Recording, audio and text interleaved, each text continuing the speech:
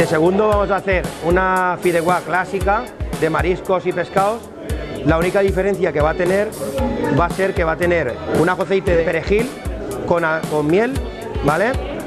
Y el emplatado va a ser diferente y va a ser todo pelado. El proceso de la fideuá va a ser freír los pescados, los mariscos, echar ajo, tomate, un buen sofrito y un buen fumet.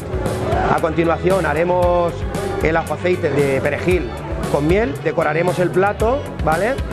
Y le pondremos raspadura de limón para que dé un frescor al plato.